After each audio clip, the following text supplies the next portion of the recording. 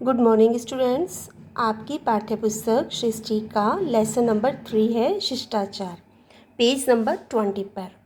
आज हम इसकी रीडिंग करते हैं और इसको समझते हैं। हमें अपने व्यवहार में किस प्रकार से शिष्ट होना चाहिए, सभ्य होना चाहिए, यह लेसन हमको यह बताता है। संसार में प्रत्येक व्यक्ति अपने ऊंचे पद, पढ़ाई लिखाई व धन दौलत से नहीं बल्कि अपने शिष्ट व्यवहार के कारण जाना जाता है। अपने शिष्ट व्यवहार से, सभ्य व्यवहार से हम शत्रु को भी मित्र बना लेते हैं। जो हमारी बुराई करते हैं, जो हमें पसंद नहीं करते, वह हमारे सभ्य व्यवहार से हमें पसंद करने लगते हैं और हम जीवन में आगे भी बढ़ जाएं, कितना ही हमें सक्सेस मिल जाए तो भी हमें अपना व्यवहार विनम्र और परोपकारी रखना चाहिए। यह उदाहरण देकर समझाया गया है इस लेसन में। हमारे घर के पास 2 विद्यार्थी रहते हैं। दोनों विद्यार्थियों के नाम है प्रदीप और भुवन।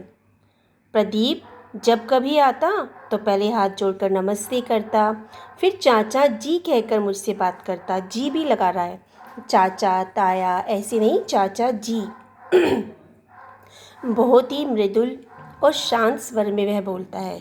मृदुल कहते हैं विनम्र, धीरे धीरे बोलना। किंतु भुवन दूसरी तरह का बात करता है। दूर से ही चिल्लाता हुआ आएगा और मुन्नी के बाबूजी, आपको मेरे बाबूजी बुला रहे हैं। ऐसे बोलने का भी तरीका नहीं है कि अपने बड़ों के साथ कैसे बोला जाता है। आसपास के सभी लोग प्रदीप की प्रशंसा करते नहीं थकते और भुवन के व्यवहार पर सबको हंसी आ जाती। छोटा था इसलिए सोचते भी छोटा है, लेकिन सब फिर भी उस पर हंसते। यूँ तो भुवन पढ़ने में बहुत तेज और प्रदीप की अपेक्षा उसका हेल्थ भी बहुत अच्छी, परंतु फिर भी प्रशंसा जो है प्रदीप को ही मिलती, क्योंकि प्रदीप की बोलचाल व्यवहार दूसरों का मन मोह लेती थी। दूसरे शब्दों में हम कह सकते हैं प्रदीप का व्यवहार शिष्ट है और भुवन का अशिष्ट। समाज में शिष्ट बनकर रहने के लिए शिष्टाचार के कुछ नियम जानने चाहिए। अब शिष्ट कौन होता है, अशिष्ट कौन होता है, शिष्ट कैसे बना जा सकता है, तो उसके भी कुछ नियम होते हैं जो हमें व्यवहारिक रूप में अपने आदत में शामिल कर लेना चाहिए। और यह भी ध्यान रखना चाहिए कि समाज में शिष्टाचार के नियम भी अलग अलग हैं और उनके आधार, जो उनके बेस होता है, वो सब समान ही है, परंतु कुछ नियम हैं जो हमें शिष्ट बनाते हैं।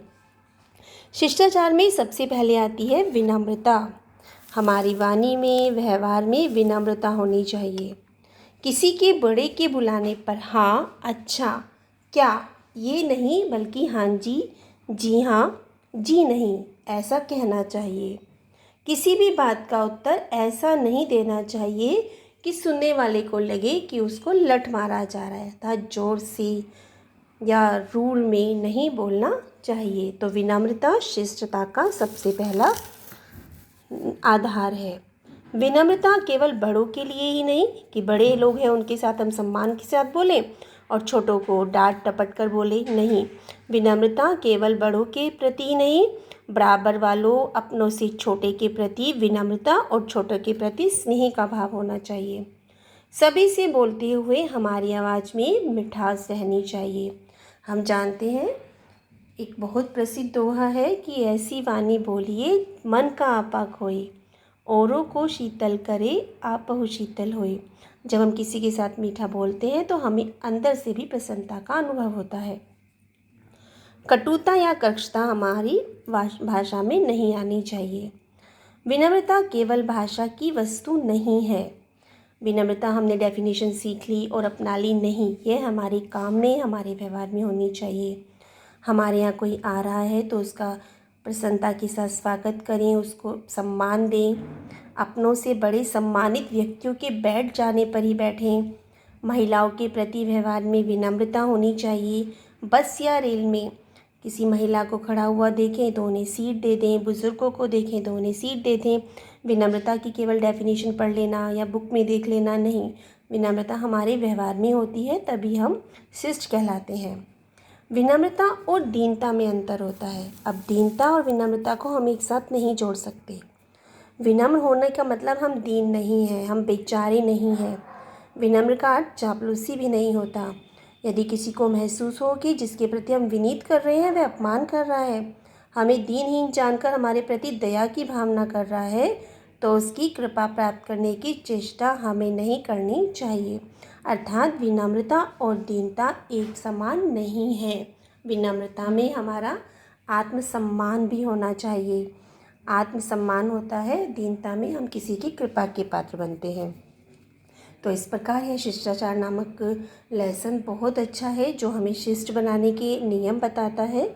आज हमने विनम्रता के गुण सीखे हैं। विनम्रता किस प्रकार हमें व्यवहार में रहनी चाहिए, ये लेसन आपको अच्छे से रीड करना है और उसको व्यवहारिक रूप में भी अपनाने का प्रयास करना है।